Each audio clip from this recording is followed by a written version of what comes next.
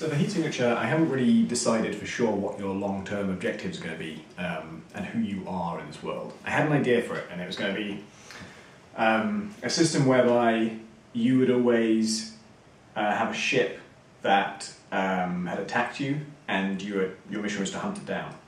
And I felt okay about that because it wouldn't, even though I'm kind of prescribing a role for you, I'm not saying you have to kill the captain, I'm not saying you have to blow it up, I'm just saying you have to take it out in some way. So the least violent option would be to maybe sabotage it when you aboard it. But I did know that whatever the objective would be, even if it wasn't that, it was going to be something you'd have to track down. So any work I did towards implementing this one objective would also apply to whatever future objectives I might change it to be. You know, if you're a thief and you're stealing something, then finding the ship aboard which your target is, it would be the same kind of process as finding this ship in this kind of revenge version of the objective.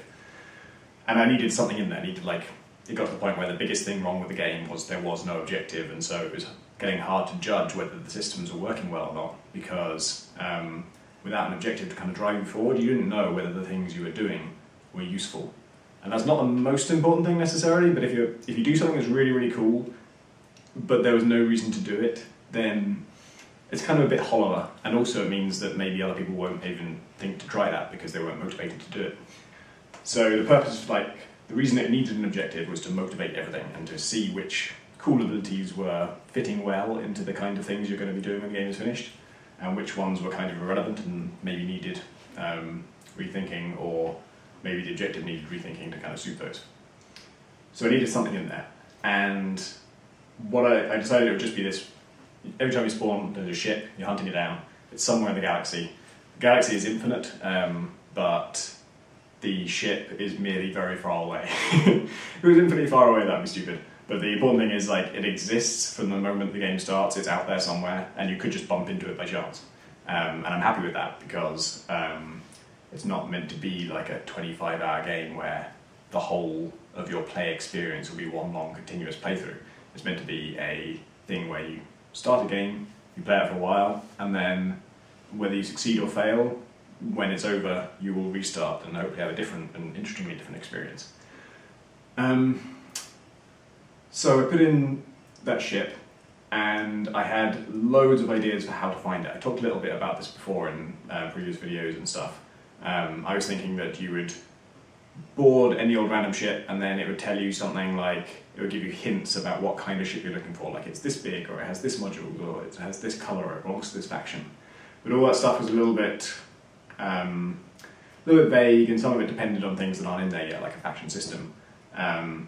And also kind of having to actually either remember those facts, or have them displayed on screen somehow, or maybe cheat and kind of highlight ships that match the description so far.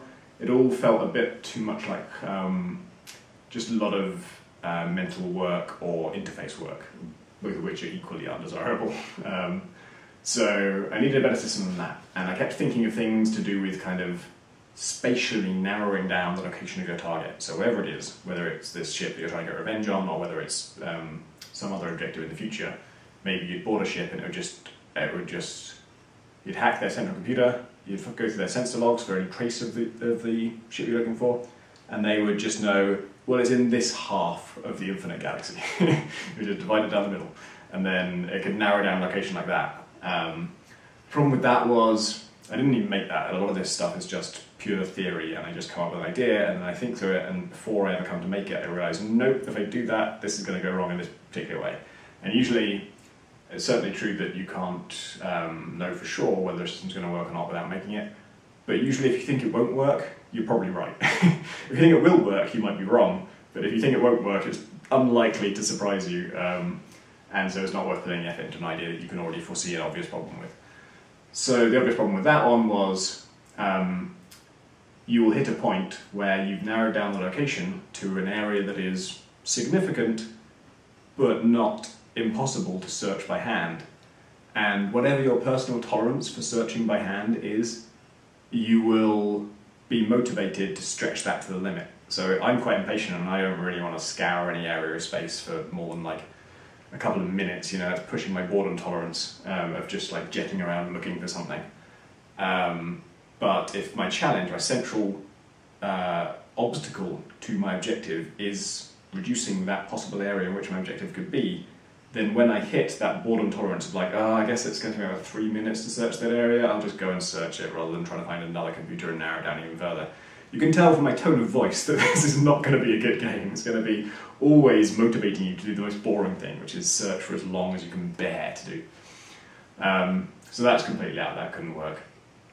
And then I had lots of ideas about kind of, to me, the logical way of tracking down the location of something in an infinite galaxy with lots of ships all moving around was you board a ship, you search their sensor logs on their central computer, and it will tell you, ah yes, we saw your target like 5 minutes ago at this location. And that gives you a kind of a fixed point in space-time. It was here at that time. And from there you can extrapolate where it could possibly be. And if you have no information other than that, then it would be a giant circle, right? It would be could be anywhere within this radius, given its top speed. But of course that radius gets massive, right? You're in a spaceship that could travel, presumably if it's a formidable ship, it can be travel quite quickly. The possible locations it could be in after like 10 seconds is pretty big, and if they saw it 5 minutes ago, it could basically be anywhere, so you have the same problem again. Then I had an idea that it could be, they will have seen the ship at a certain point, and they know what direction it's travelling in. So if it stayed on its current course, they can tell you exactly where it would be. If it was still travelling at the speed we last saw it travelling at, and it was at that point at that time, then it's a simple matter of maths to figure out where it would be now. And since it's trivial for, like, even if you can't work it out in your head, your ship could model for you, okay, given the information we have, I can project the location of the ship.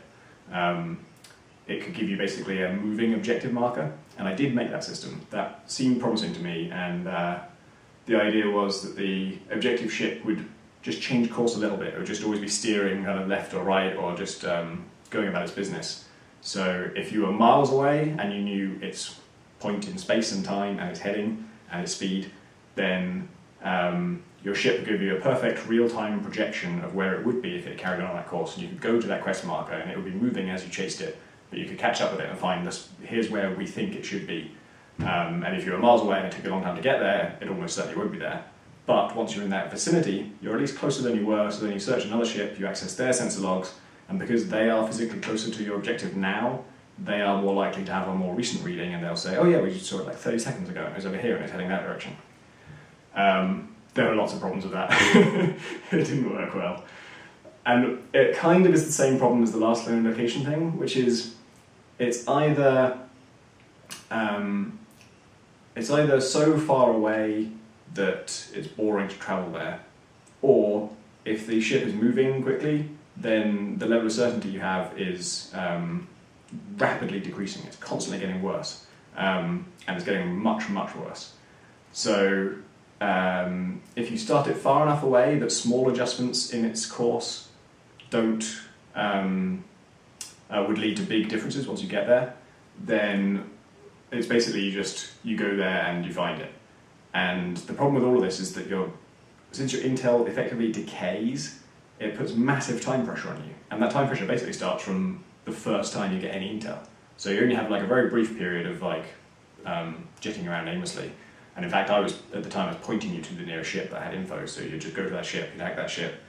It would tell you, yeah, we've got this projected location of your target, and you would have to just go there as quickly as you humanly can, because that info is getting worse all the time. And when you get there, if you got there as quickly as you could, then that's the best chance you've got of getting better intel, and you'd hack another ship, and every time you got that info, it was always getting worse. You were always under time pressure, and that kind of ruined the feel of the game. It just made it really, really... it just discouraged everything except chasing your objective. That was all you're ever going to do, is just chase your objective. Anything to do with like breaking into a ship and finding cool items, that might happen in the course of finding your objective, but if it doesn't, tough, you're not going to have any time to go and search for it, because your intel is getting worse all the time. And if you leave it now, you're just going to have to repeat basically the same process and get more, break into more ships and get more info to make up for the time you've lost, which is, again, a horrible feeling. A lot of these things, a lot of the time, realistic approach to chasing an objective and achieving something is not that great for games, because real life is kind of a pain in the ass. Like, doing anything difficult in real life, the challenge part is kind of cool, and then when you overcome a challenge in real life, it feels great, and overcoming challenges feels good in games too. But the nature of the challenge, particularly in real life, seems to be really rubbish a lot of the time. Real life might just kind of suck as an entertainment experience. There's a lot of grind, and there's a lot of testing your tolerance for boredom, and there's a lot of acting on things quickly and having time-sensitive pressures. So I changed that system again, and I just made it so that this thing seemed really promising. It was when you go into a ship and you hack its computer, it will tell you where a ship is that of the same faction that most recently saw the thing you're looking for. So if you bought like a green ship, and of all the green ships in the galaxy, the green ship that most recently saw your target is here, and it would give you, the key thing was it would give you a real-time, a perfect heat signature lock on that ship. So you would have real-time info about where that ship is from then on forever. So it's not decaying, the info isn't getting any worse. The ship might be moving away from where it was, but it's not such a big deal because you'll always be able to find it, and when you do find it, it'll point you to you'll be able to get much closer to your target once you do find it. And you're not going to lose it, you've got this perfect tracking on it. It was a little bit weird because then when you get there, you would chase this ship. It would say, okay, the green ship that's seen your target most recently is over here, you'd go over there, and then instinctively, even I, who made this system and knows perfectly how it works, would board that ship and hack its computer. Which is the stupidest thing to do, because you already know this faction's ship that most recently saw your target is this one. That's why you're going here, because you already know this is the one that saw it most recently. So it has no information for you. All it can tell you is, yes, me, I am the closest ship of this type. So what you're meant to do is go to that ship and then look for any other ship nearby. Anything, right now, factions are just colours. So if it was a green ship, look for anything that isn't green. And almost every ship is a different colour. So you find a blue ship, and then it says, oh yeah, we have a ship that saw it even more recently, and it's over here. And you go and find the blue ship. And you do that like 3 times, then you just find your target. You get to one that was, oh yeah, we actually saw the ship like recently enough that we can give you real-time data on where it is. And so again, the intel doesn't decay, now you've got a lock on your target and you can just find it. And I think that's probably the best implementation of that I'm likely to come up with. And it still sucks. Even though the time sensitivity is not completely gone, but dramatically alleviated, it's not really a big problem. It still just really wasn't that fun. And it was because you always knew where to go next to complete your objective, which is actually usually treated as a very positive thing in games, like particularly in handcrafted games, you know, with story-driven levels and puzzles and objectives. You always want to make sure the player knows where to go next. It's a bad feeling in I was reading the breakdown of Bioshock's development recently, and there was a moment where testers didn't know where to go next, so they had to add the quest arrow to tell you where to go next. And there's objections to that. In Bioshock, I mostly appreciated it because I didn't want to get lost in there. It wasn't really about getting lost, at least once you've explored an area. But in Heat Signature, it's really bad to know where you need to go next for your objective, because it just means the game is go to your objective, just go to the next step. And because you always know exactly what the next step is and there's only one choice, it just felt incredibly rote, just felt very workmanlike, very just dull, really.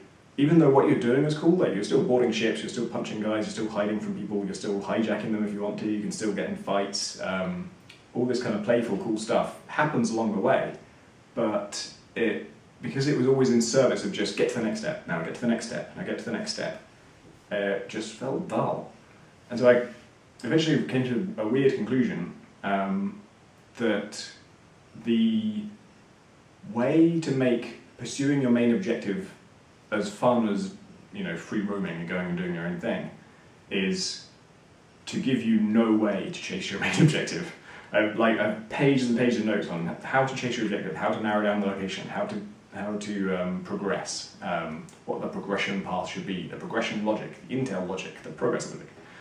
And eventually I just wrote at the bottom of it, like, just don't do any of it, just give you nothing. How do you find your objective? Not telling you.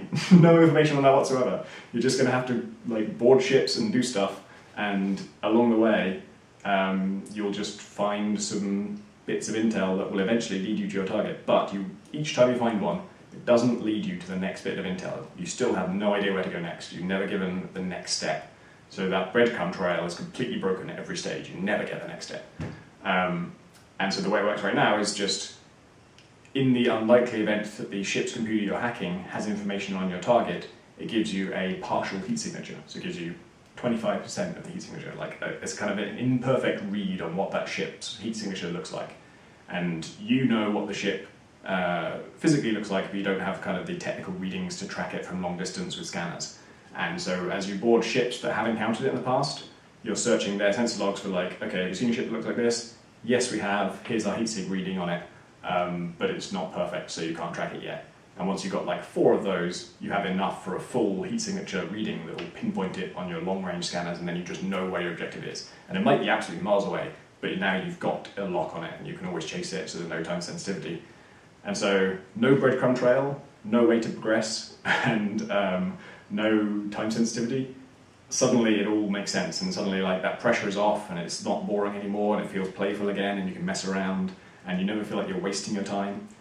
And I feel ridiculous because all this work I put into all these different systems, the solution was just not do any of them. But it's kind of it's something I could have come up with beforehand, because when you think about something like Skyrim, which is the point of reference I keep going back to, because it's kind of, for the first time, making an open world game, kind of. It's nothing like Skyrim, but it's a game where you can go in any direction and do anything, and I'm not telling you where to go.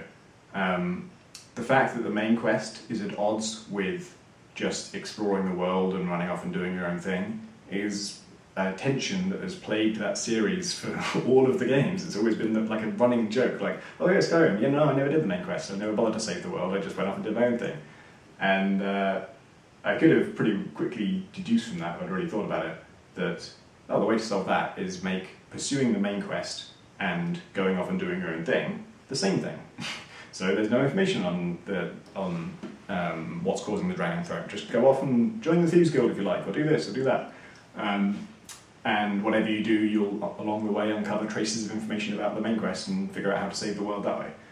It's actually not that far from an article I did write about doing a similar thing in Oblivion, where it would scrap the main quest, but then seed it throughout all of the other guild quest lines or side quests. And so whatever you did, you would end up knowing how to save the world from that angle. But yeah, never actually, when it came to heat signature, I just kind of forgot about that, and it took me an embarrassingly long time to realise that that was the way to go.